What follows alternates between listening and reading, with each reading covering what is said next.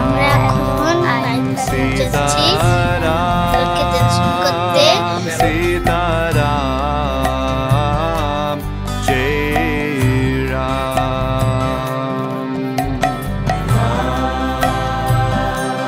सीताराम सीताराम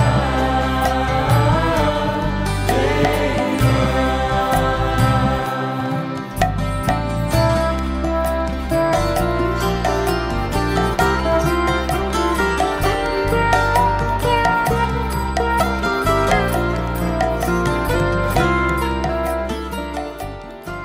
খুবই আনন্দ হচ্ছে। আর অযোধ্যায় দেখেছি অনেক জায়গায়, কিন্তু এইরকম করে পানিহাট ইস্কনের সঙ্গে যাওয়া হয়নি। অতএব যা হচ্ছে আমাদের ভেতরে আনন্দই আলাদা। বিভিন্ন জায়গার মাহাত্ম্য, অযোধ্যার মাহাত্ম্য, এটা আমাদের একটা উপরি পাওনা। এই আনন্দ নিয়ে আমরা এখন অযোধ্যার দিকে রওনা দিচ্ছি।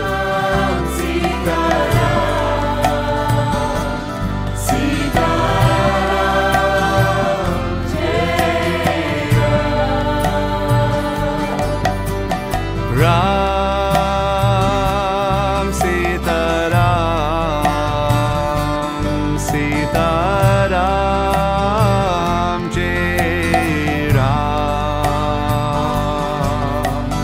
राम सीताराम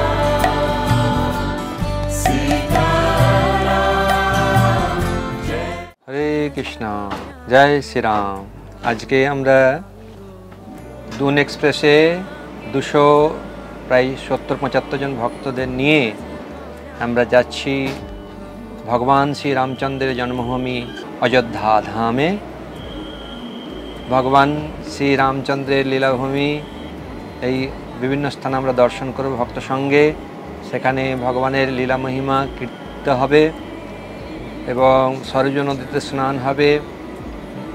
পুরো বংশ আমরা আলোচনা করব। ভগবান শ্রী রামচন্দ্র কেন অবতরণ করেছেন, কি উদ্দেশ্যে নিয়ে তিনি এই জগতে অবতরণ করেছেন এবং কি কি লীলা করেছেন, সব বিষয় আমরা আলোচনা করব এবং বিভিন্ন স্থান দর্শন করব।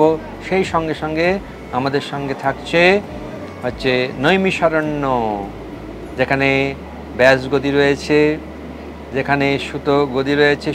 সুত গোস্বামী তিনি নৈমিষারণ্যে ঋষিদের সামনে শ্রীমদ্ ভাগবত প্রবচন করেছিলেন। ঋষিরা তারা কলিযুগের প্রভাবকে প্রতিহত করবার জন্য 1000 বছর ধরে যজ্ঞ করবার সংকল্প করেছিলেন, কিন্তু সুত গোস্বামী এসে তিনি শ্রীমদ্ ভাগবত শ্রবণ করিয়ে তাদের সে ভাগবতামৃত পান করিয়ে তাদের সেই তপ্ত হৃদয় শান্ত করেছিলেন। আর সেখানে চক্রতীর্থ রয়েছে, গোমতী নদী রয়েছে, বিভিন্ন স্থান আমরা দর্শন করব ভক্ত সঙ্গে। তো আপনারা সকলে থাকুন এবং ভগবানের কথা শ্রবণ করুন, কীর্তন করুন, স্মরণ করুন এবং ভগবানের নাম নিয়ে নৃত্য করুন। সকলকে আহ্বান করছি, আসুন দর্শন করুন। হরে কৃষ্ণ, জয় শিল প্রভুপাদ, জয় ভগবান শ্রী রামচন্দ্র কি জয়। শ্রী শ্রী পতিত পাবন নিতায় গৌর সুন্দর কি নিতায় গৌর প্রেমানন্দে। হরি হরি बोल। श्री राम जय राम। श्री राम जय राम। All together, please.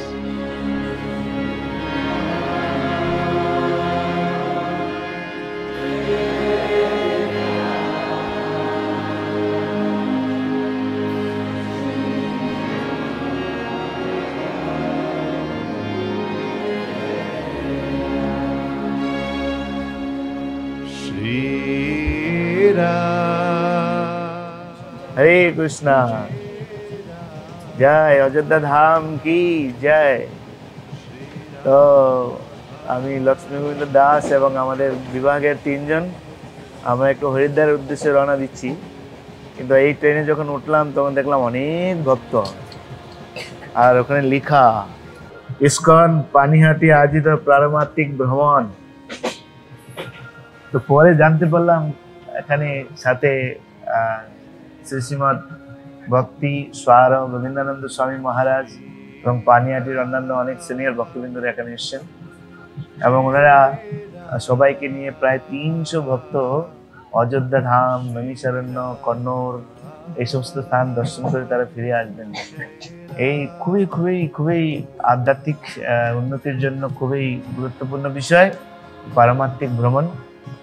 আমাদের এই সাংসারিক চক্রি একঘেয়েমি, সকালে যাও অফিস, তারপরে ফিরে আসো, তারপরে খাও, ঘুমাও, অফিস, এই করতে করতে চলে যায়।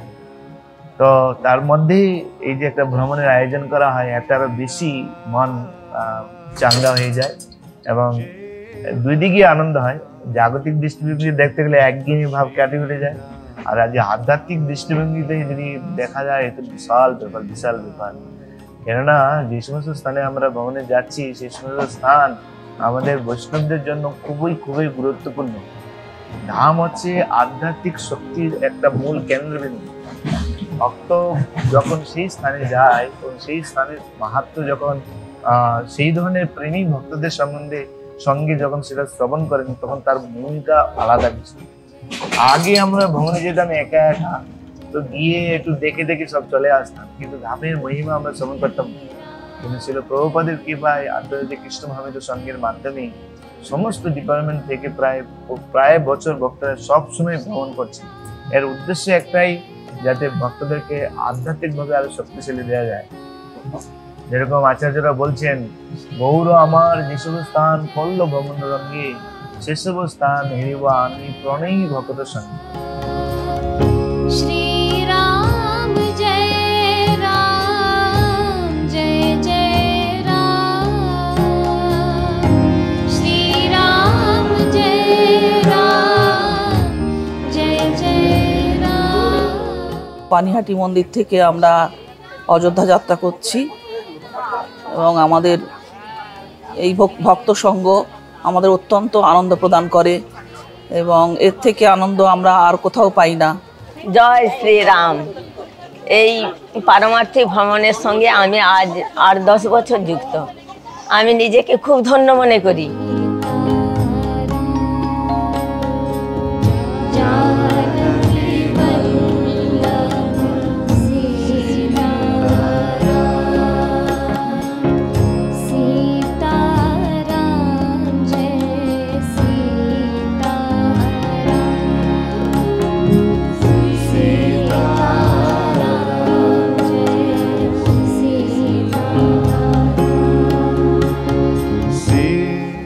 সমস্ত পানিহাটি ভক্তবৃন্দের সঙ্গে অযোধ্যা যাওয়ার সৌভাগ্য হয়েছে, তার জন্য পানিহাটি মন্দিরের কর্তৃপক্ষকে অসংখ্য ধন্যবাদ। মানে প্রভুপাদের কৃপায় আমরা এইভাবে সবাই মিলে একসঙ্গে হয়ে যাত্রা করতে পারছি, আর ভীষণ ভীষণ আনন্দ হয় এই ভক্ত সঙ্গে। আমি 3-4 বছর ধরে এই পানিহাটি ইস্কনের সঙ্গে যুক্ত আছি, আর বিভিন্ন এই পারমার্থিক ট্যুরে আমি বলবো যে এক অপূর্ব অভিজ্ঞতা। জয় শ্রীরাম।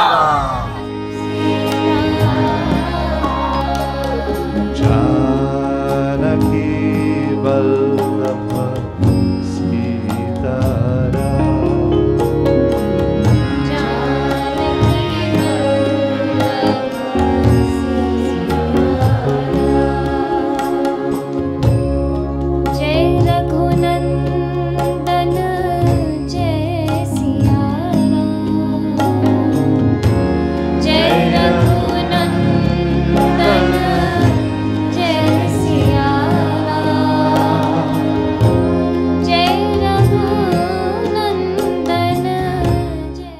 অযোধ্যা ধাম ত্রেতা যুগ থেকে রয়েছে। অযোধ্যা ধামের মহিমা রামায়ণে যেভাবে বর্ণনা করা হয়েছে, ভাগবতে যেভাবে বর্ণনা করা হয়েছে, তো জাগতিক দৃষ্টিভঙ্গিতে দেখতে গেলে আমরা কিছুই পাবো না। কিন্তু অদ্যাপিও সেই লীলা করে গোড়া রায়, কোনো কোনো ভাগ্যবান দেখিবারে পায়। তো যখন আমরা সেই ধরনের ভক্তদের মাধ্যমে যখন সেই সমস্ত স্থান আমরা দর্শন করব, তখন এখনো আমরা আজও ঘটে অঘটন, আজও রামলালা ঘুরে বেড়াচ্ছেন অযোধ্যাতে। অযোধ্যা ধাম নিত্য ধাম, বৃন্দাবন ধাম নিত্য। নৈমিষারণ্য যাচ্ছেন। নৈমিষারণ্য এক আধ্যাত্মিক শক্তিশালী স্থান, যেখানে 60,000 ঋষিদেরকে সুত গোস্বামী সেখানে ভাগবত কথা পরিবেশন করেছিলেন। আর ভাগবত হচ্ছে বৈষ্ণবদের প্রাণ, আর সেই ভাগবত কথার মূল স্থল হচ্ছে নৈমিষারণ্য। নৈমিষারণ্য শুধু সেই স্থান নয়, নৈমিষারণ্য সেই ব্রহ্মাণ্ডের মূল কেন্দ্রবিন্দু। তো সেই স্থানে আমরা যাচ্ছি, ভ্রমণ করছি, শুধু তার মাহাত্ম্য কি হবে এটা অনুভব করা যায়। এইভাবে আমাদেরকে মাঝে মাঝেই ভ্রমণ করা উচিত। হ্যাঁ, আর ভ্রমণ করার যে আনন্দ, দেখো আজকে সকালে আমার উপলব্ধি বলছি আমরা সকালে কোথায় খাবো কি করব, আমরা তো বাইরের জিনিস খেতে পারি না। তো সকালবেলা রাইস কুকারে আমরা বসিয়েছিলাম যে অন্ন আর আলু সিদ্ধ করে নিয়ে আসবো, আর যেই বসিয়েছি কারেন্ট চলে গেছে। আর ট্রেন ধরার সময় 5টার সময় ট্রেন, তারপরে পুরো ফেলে দিয়ে চলে এসেছি, যাই হবে। কিন্তু এখানে এসে দেখছি যে এত ভক্ত, আর ভক্তর সঙ্গে প্রসাদের কোনো অভাব আছে না। বাইরের লোক যখন ভ্রমণ করে কি খাবে না খাবে কোনো চিন্তা করে না, আর এখানে খাওয়ার অভাব নেই, তারপরে হরিকথার অভাব নেই, ভক্তের অভাব নেই, আনন্দ আর আনন্দ। বলা হয় এই পারমাত্মিক ভ্রমণ না করলে আর আনন্দ বোঝা যাবে না।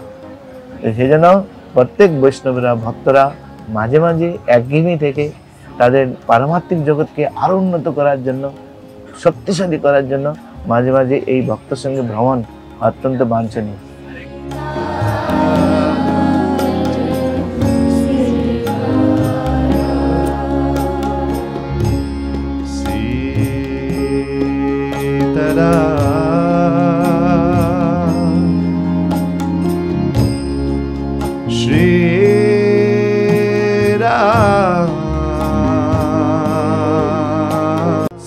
रामचंद्र की जय हो। अयोध्या वासी राम पतित पावन राम, जानकी जीवन पतित पावन सीता महन राम, राम राम भक्त वत्सल राम। अयोध्या वासी राम, राम राम दशरथ नंदन राम।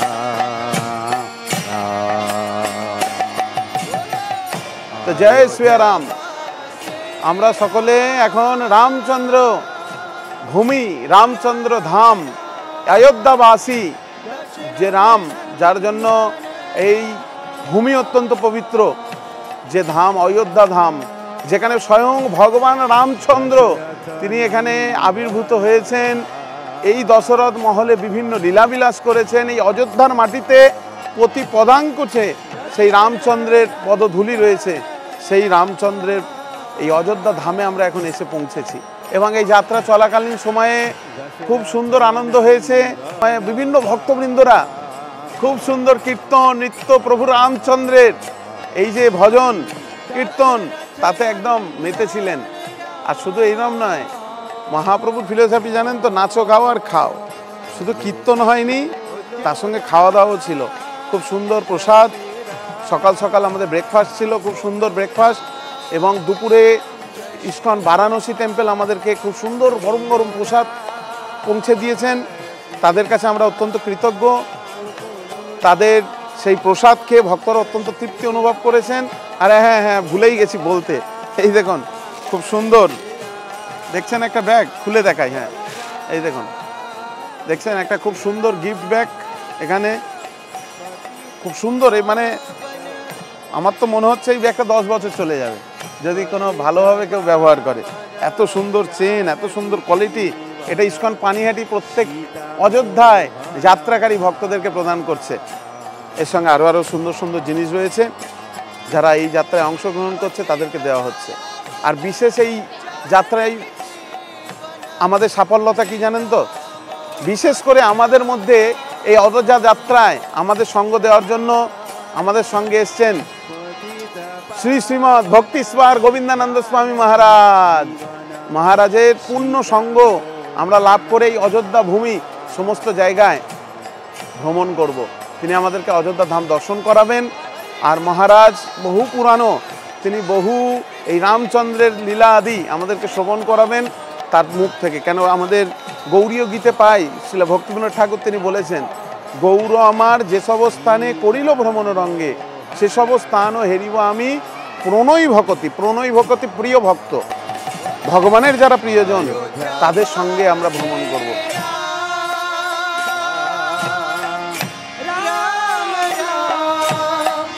दशरथ नंदन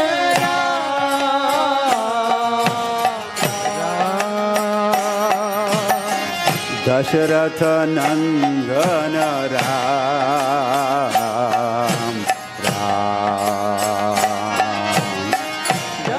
আমরা অবনত মস্তকে রামচন্দ্রের এই যে ধাম, অযোধ্যা ধাম জন্মভূমি, এই স্থানকে আমরা প্রণাম নিবেদন করে আমরা আস্তে আস্তে এগিয়ে চলছি। জাস্ট আমরা ট্রেন থেকে নামলাম, ট্রেন থেকে নেমে প্রায় 320 জন ভক্ত আমরা এগিয়ে চলছি। এখান থেকে আমরা খুব সুন্দর সুন্দর স্থান দর্শন করব, যে সমস্ত স্থানে ভগবান রামচন্দ্র বিভিন্ন বিভিন্ন লীলাবিলাস করেছেন, বিভিন্ন বিভিন্ন সেই লীলাবিলাসের ক্ষেত্র রয়েছে, সেগুলো আমরা দর্শন করব। জানেন তো ভগবান কৃষ্ণচন্দ্রকে তো আপনারা সকলেই চেনেন, আর কলিযুগে চৈতন্য মহাপ্রভুকে তো আপনারা প্রত্যেকেই জানেন। কিন্তু দাপুর যুগে এসেছিলেন এই যে রামচন্দ্র, তিনি মর্যাদার জন্য বিখ্যাত। তাকে বলা হয় মর্যাদা পুরুষোত্তম প্রভু রামচন্দ্র। কেন? তিনি মর্যাদার দিক দিয়ে রক্ষণ এবং মর্যাদা স্থাপন করেছেন এই রামচন্দ্র। সেটা আপনারা এই অযোধ্যা ভূমিতে এলেই দেখতে পারবেন। আমরা স্টেশন থেকেই দেখতে শুরু করে দিয়েছি।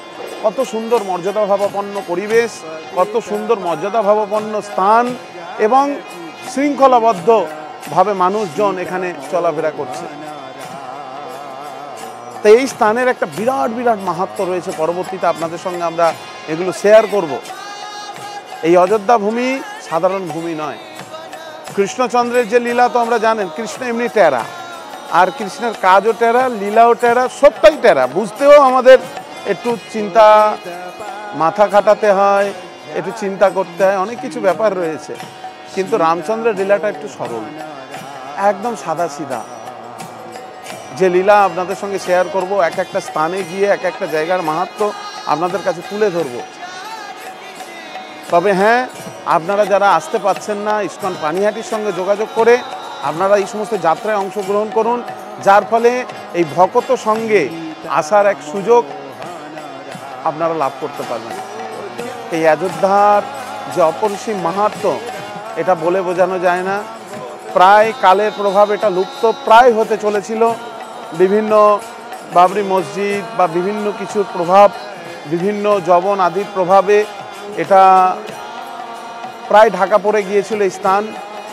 কিন্তু আমাদের দেশের যে প্রাইম মিনিস্টার নরেন্দ্র মোদী এবং আমাদের আদিত্য নারায়ণ যোগীজি পরবর্তীতে এই স্থানে এসে তিনি খুব সুন্দরভাবে ডেভেলপমেন্ট করেছেন এবং এই স্থানকে খুব সুন্দরভাবে মানুষের কাছে প্রকাশিত করেছেন। যেটা প্রভু রামচন্দ্র চেয়েছিলেন, তার এই পৃথিবীভূমিকে সকলের কাছে পৌঁছে দেওয়ার জন্য, সমস্ত স্থান, সমস্ত জগতে এই স্থানের মাহাত্ম্য ঘোষিত করার জন্য। আজকে সেটা হতে চলেছে। আজকের বহু দেশের মানুষ আসছে এখানে, এই স্থানে আপনারা দেখতে পারবেন কত সুন্দর পরিবেশ। এই স্থানে বিভিন্ন দেশ বিদেশ থেকে এসে ভক্তরা এই স্থান দর্শন করছেন। এত সুন্দর সিটি সাজিয়েছে, বলার মতো নয়। আর এই যে অযোধ্যা ধাম স্টেশন ছিল না, এটা নতুন হয়েছে। এরপরেই অযোধ্যা ক্যান্ট ছিল, অযোধ্যা ক্যান্ট একটা স্টেশন রয়েছে। এই অযোধ্যা ধাম স্টেশন নতুন বানানো হয়েছে, এত সুন্দর ডেভেলপমেন্ট কাজ হয়েছে, এটা বলার মতো না। সকলে আসুন, দর্শন করুন এবং প্রভু রামচন্দ্রের বিশেষ বিশেষ কৃপা লাভ করুন। সকলে বলুন একবার, জয় শ্রী রামচন্দ্র ভগবান কি, বলো শ্রীয়াবর রামচন্দ্র কি, গৌর হরি প্রেমানন্দে।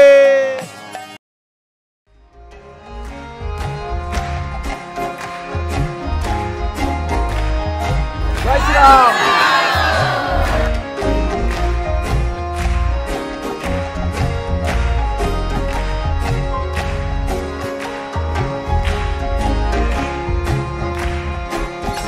जानकी जीवन सीता मोहन भक्त वत्सल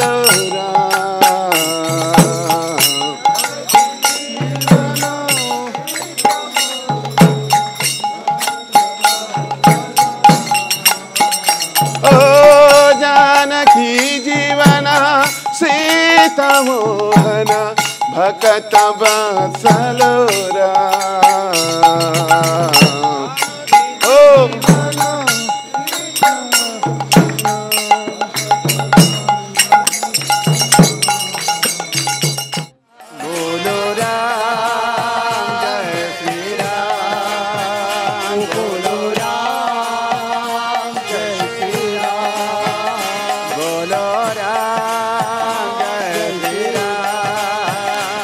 Bolo Ram,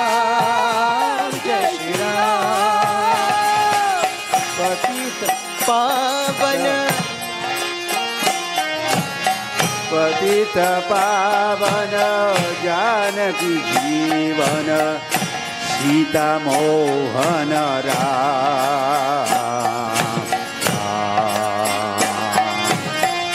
पतित पावन जानकी जीवन सीता मोहन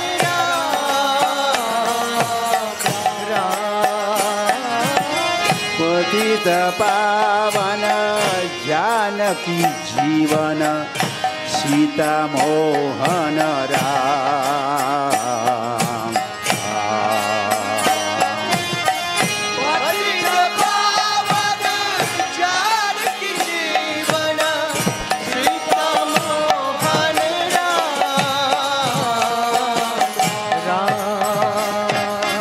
सीता मोहन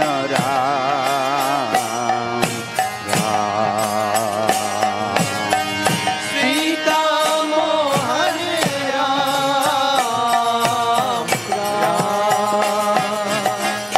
सीता मोहन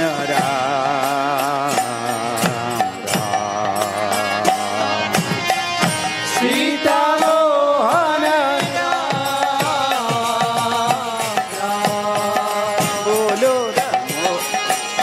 बोलो राम जय श्री राम बोलो राम जय श्री राम बोलो राम जय श्री राम बोलो राम जय श्री राम बोलो राम जय श्री राम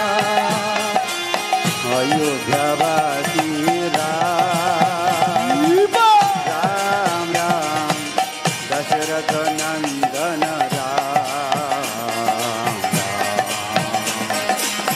अयोध्यावासी राम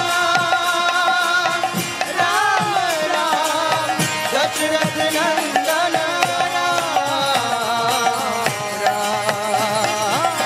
अयोध्यावासी राम राम राम दशरथ नंदन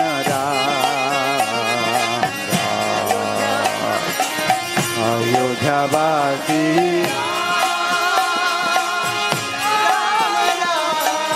दशरथ नंदन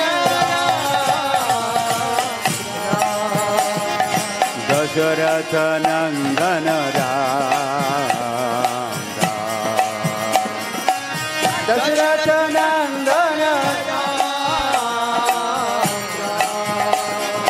दशरथ नंदन दशरथ नंदन बोलो राम जय श्री राम बोलो राम जय श्री राम बोलो राम जय श्री राम बोलो राम जय श्री राम बोलो राम जय श्री राम बोलो राम जय श्री राम राम सीताराम सीताराम जय राम राम सीताराम सीताराम जय राम सीताराम सीताराम जय হরে কৃষ্ণ জয় শ্রীরাম। আমরা এখন ভগবান শ্রী রামচন্দ্রের জন্মভূমি অযোধ্যা ধামে অবস্থান করছি। সঙ্গে রয়েছে 270-75 জন ভক্ত। তো আমরা আজ সকালে হরিনাম সংকীর্তন করতে করতে গেলাম সরজু নদীর তীরে। সরজু নদীতে গিয়ে আমরা 3 ফোঁটা মাথায় জল নিলাম এবং 3 বার আচমন করলাম এবং ওনার কৃপা নিয়ে আমরা দর্শন করতে গেলাম নাগেশ্বর নাথ মন্দিরে। নাগেশ্বর নাথ মন্দির অনেক প্রাচীন মন্দির। ভগবান শ্রী রামচন্দ্রের পুত্র কুশ এই মন্দির নির্মাণ করেছেন। তো অযোধ্যার বিভিন্ন ঘাট রয়েছে, তার মধ্যে একটা ঘাট হচ্ছে শত্রুঘ্ন ঘাট। সেই শত্রুঘ্ন ঘাটে ভগবান শ্রী রামচন্দ্রের পুত্র কুশ মহারাজ তিনি স্নান করতে এসেছিলেন। তো স্নান করতে গিয়ে যখন তিনি ডুব দিয়েছেন, তার হাতের কঙ্কনটা সেখানে পড়ে যায়। তো ওই কঙ্কন তিনি খুঁজে পান না, কোথায় নিল, কোথায় গেছে, কী ব্যাপার। তো পরে তিনি জানতে পারলেন যে নাগেশ্বর কুমুদ তার কন্যা কুমুদিনী সেই কঙ্কনটি নিয়ে চলে গেছে। তাই মহারাজ কুশ অত্যন্ত ক্রুদ্ধ হন। তো সঙ্গে সঙ্গে সেই ক্রোধ নিবারণের জন্য নাগেশ্বর কুমুদ তিনি হাত জোড়ো করে মহারাজ কুশের কাছে প্রার্থনা করেন, স্তুতি করেন এবং তিনি বিশেষ করে মহাদেবকে প্রার্থনা করেন যাতে কুশের ক্রোধ ভঙ্গ হয় এবং তিনি যাতে তার কন্যা কুমুদিনীকে ক্ষমা করে দেন। তো মহাদেব স্বয়ং তিনি প্রকট হন এবং নাগেশ্বরের হয়ে মহারাজ কুশের কাছে তিনি হচ্ছে ক্ষমা করবার জন্য আবেদন করেন। তো ভগবান মহাদেবের নির্দেশ অনুসারে মহারাজ কুশ এই নাগেশ্বরকে ক্ষমা করে দেন। তার কন্যা কুমুদিনী সেই কঙ্কনটি নিয়ে মহারাজ কুশকে প্রত্যাবর্তন করেন। তো সেই নাগেশ্বর কুমুদ যার আরাধনা করেছিলেন অর্থাৎ মহাদেবের, তো তার নাম হচ্ছে নাগেশ্বর নাথ মহাদেব। অত্যন্ত প্রাচীন মন্দির ওখানে রয়েছে, আমরা দর্শন করলাম। তারপরে ওনার কৃপা নিয়ে আমরা হরিনাম সংকীর্তন করতে করতে হনুমানগড়িতে গেলাম, হনুমানজির মন্দিরে। তো চারিদিকে ভক্তবৃন্দ তারা সমাগম হয়েছে, জয় শ্রীরাম জয় শ্রীরাম জয় শ্রীরাম সকলের মুখে উচ্চারিত হচ্ছে। তা রামের ধ্বনিতে হনুমান মন্দির একদম ভরে গিয়েছে। বিভিন্ন ভক্তবৃন্দরা তারা মালা এবং হনুমানের সেবার জন্য মিষ্টি, বিশেষ করে হনুমান যে লাড্ডু পছন্দ করেন, লাড্ডু ইত্যাদি নিয়ে হনুমানকে ভেট প্রদান করেছেন আর প্রণাম করেছেন, তার কাছে কৃপা প্রার্থনা করেছেন। এই হনুমানগড়ি যে হনুমান মন্দির অত্যন্ত প্রাচীন মন্দির এবং ভগবান শ্রী রামচন্দ্র তার প্রধান সেবক হনুমানজিকে এই অযোধ্যার রক্ষণাবেক্ষণের দায়িত্ব দিয়েছেন। তাই অযোধ্যা রক্ষণাবেক্ষণের দায়িত্ব নিয়ে হনুমানজি ওখানে বিরাজ করছেন। ওখানে একটা প্রসিদ্ধ কথা রয়েছে যে উনার মন্দিরের যে চূড়া তার থেকে যেন কারো মন্দির চূড়া বড় না হয়। তো একসময় কোনো একজন ব্যক্তি সেই মন্দির নির্মাণ করে যার চূড়াটা হচ্ছে হনুমান মন্দিরের চূড়ার থেকে বেশি। তো তার জন্য কী করলো, হনুমানের মান রক্ষা করবার জন্য বা ওনাকে সম্মান প্রদান করবার জন্য সেই মন্দির এখন বন্ধ হয়ে আসছে, সেই মন্দির আর খোলা হয় না।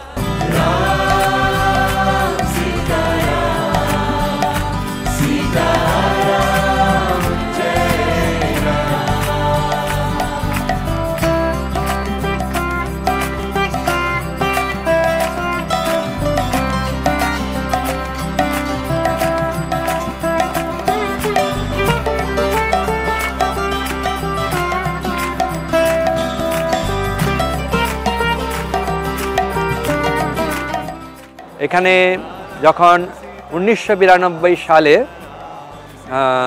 রাম জন্মভূমি সে স্থান আমরা প্রাপ্ত হলাম, তো যাই হোক কিছু সন্ত্রাসবাদীরা তারা এই রাম জন্মভূমিকে ধ্বংস করবার জন্য তারা বোম লাগিয়েছিল। তো চারদিকে কেউ জানে না, কিন্তু হনুমানজি জানেন। তো হনুমানজি কি করেছেন, সেই যে টাইম বোম তার কেটে দিয়েছেন।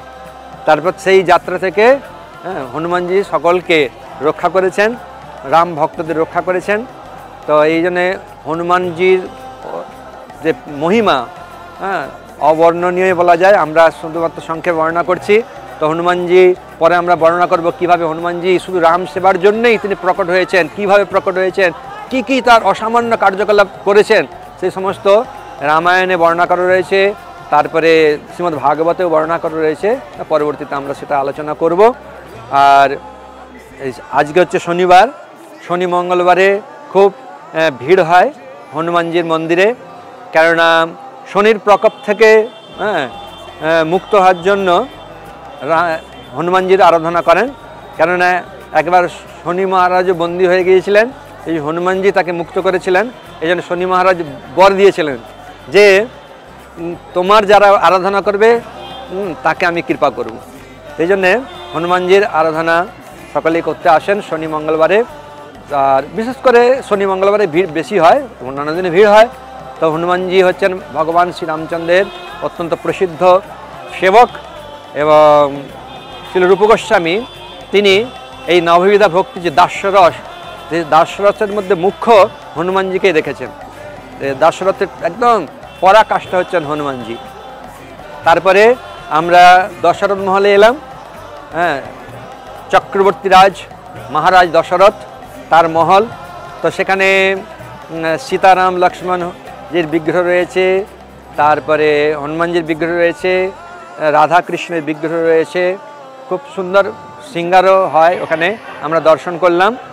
আর ওখান থেকে আমরা এলাম কনক ভবন। তো কনক ভবন, কনক মানে সোনা, ভবন মানে প্রাসাদ।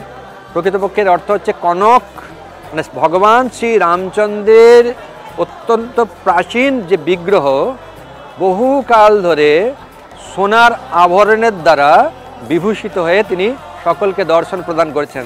এই জন্যে এই জায়গাটাকে বা এই ভবনটাকে বলা হয় কনক ভবন। তো সেই কনক ভবন আমরা দর্শন করলাম। এরপরে আমরা যাব ভগবান শ্রীরামচন্দ্রের জন্মভূমি।